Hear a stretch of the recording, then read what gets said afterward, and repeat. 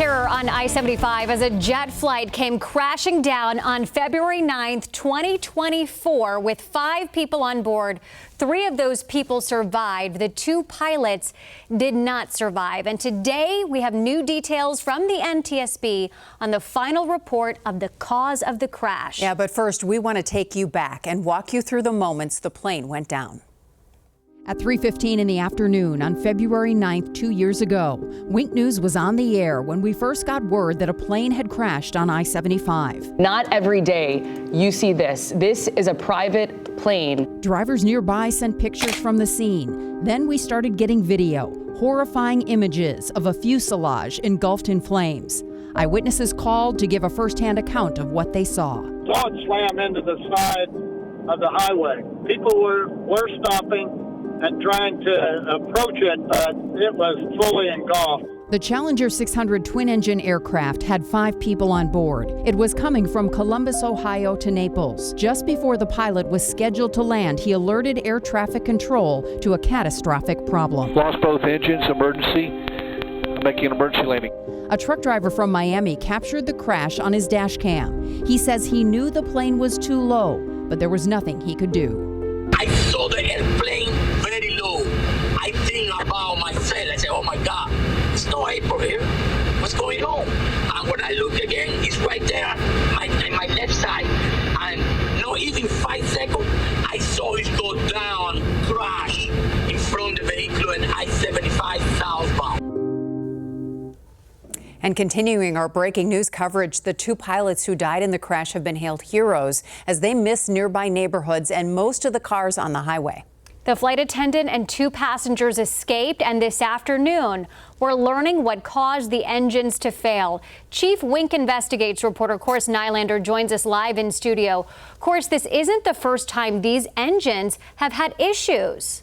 Yeah, that's exactly what the NTSB discovered in this, Amanda. This is that final 21-page report from the NTSB after 2 years of investigating this very carefully. It says that the crash was the result of a series of failures. It says started weeks before that final descent in Naples. The final report here points to a very specific culprit, salt air corrosion, that it says literally choked the engines at the worst possible moment. The report reveals that because the plane was frequently based in Barbados and South Florida, salt accumulated in the engine components. When the pilots reduced power to land, that corrosion, it says, caused the engines to stall. The investigation found that 25 days before the crash, the plane experienced hung starts, a warning sign here.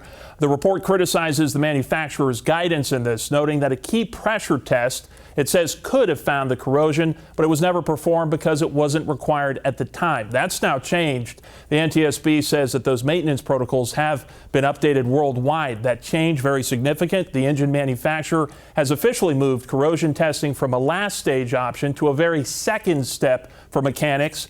If they must do that, if they see those warning signs.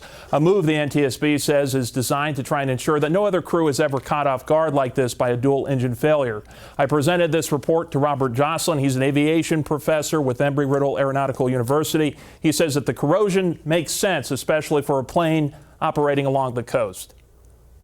That is very, very real. The military, definitely corrosion control. You have whole departments dedicated to that. Being a pilot, my hat's off to those folks there. They did the best they could. They didn't have any options at that point.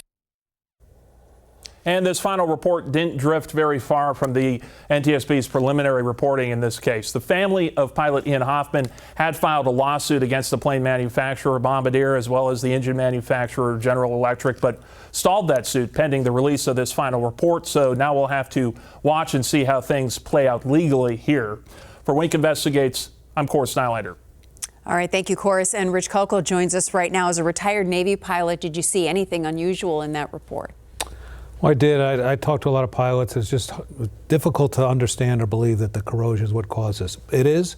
I was talking to Chorus before, when you go through flight school, they teach you to trust your instruments, even though your body may tell you something else. Trust your instruments. Same kind of thing that they have to do here with this NTSB report. You've got to trust the report.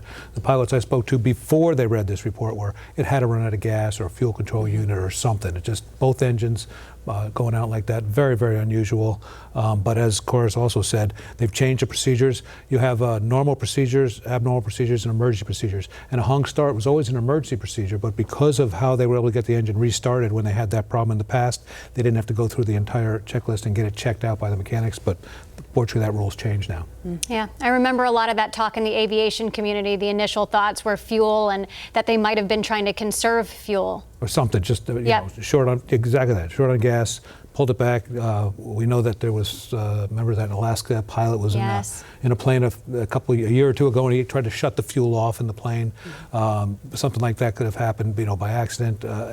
Just very, very unusual set of circumstances. Nothing I was able to research and find that happened before. I was a corrosion control officer. I was a Navy pilot assigned next to the ocean, and we were always concerned about the condition that the saltwater had on the aircraft, and something. And we all went to school for it and had to see it, and we had experts that could bore scope the engines and look for this kind of stuff, but not something you typically would have done or when they're here, as you can see. But hopefully those rules are changed. Yeah, well, we've learned from this tragedy, haven't we? We learned from every one of them, don't we? That's what they always say, is the aviation rules are written in blood, unfortunately. Yeah, all right. Thank you very much, Rich. Change